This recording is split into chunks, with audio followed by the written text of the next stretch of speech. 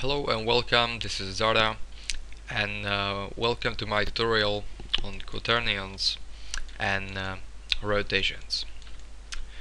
In this example I'm gonna be demonstrating how to get the rotation difference between these two bones and apply it as a value uh, for the rotation of this little cube.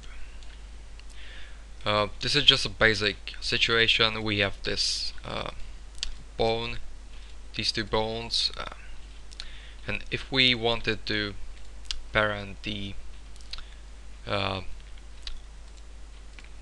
to use this rotation difference between these two bones as for example on the y rotation of this cube, we would simply select the cube or a box, click Ctrl 5, choose transform, rotation, and it would be y rotation. Click on this bone, select transform, rotation, I guess it's Z rotation, and now if we connected them, tried rotating this bone, it's working. You'll notice it's reversed, but it's not really a big deal. A little minus will fix that, and it works. But what if we want these bones to be in an IK chain? Let's demonstrate it. Let's just revert this to the original situation, and if we created an IK chain over these three bones, history independent solver, you'll notice a very important thing, that it's no longer possible to assign transformation values from these bones, since the regular position, rotation, scale controller has been replaced by the transform icon control controller, which no longer has these options. So how to get this rotation from the IK chain?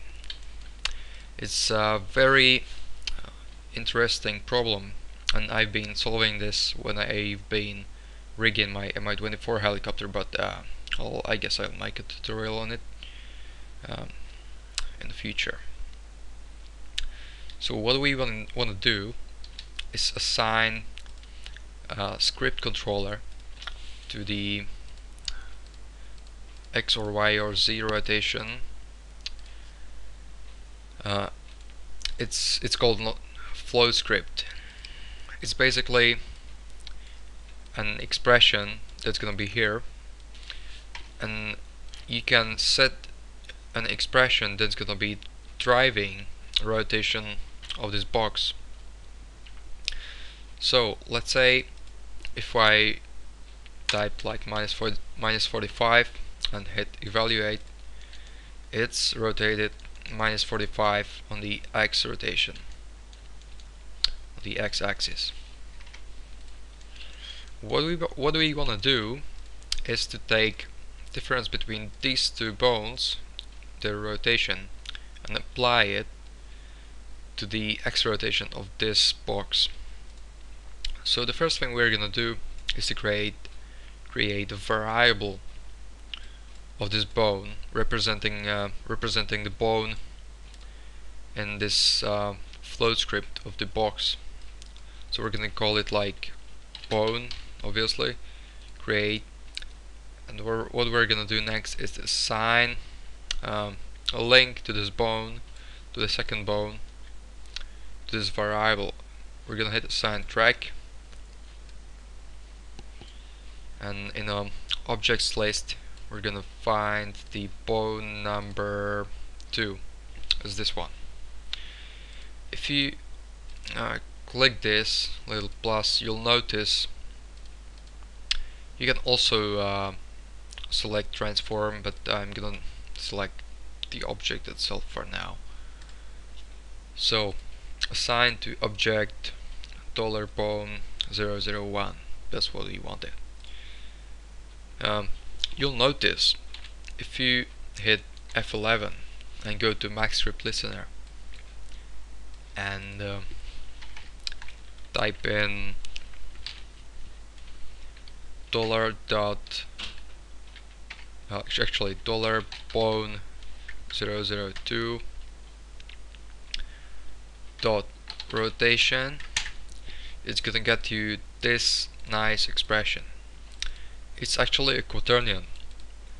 What you will notice, it has 4 values, not like a regular rotation as you would expect, but 4 values. Because quaternion is a 4-dimensional representation of rotations in 3D space.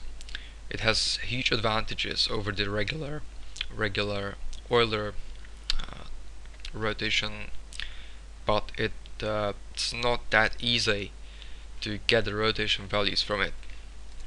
So for this, MaxScript has a number of options. You can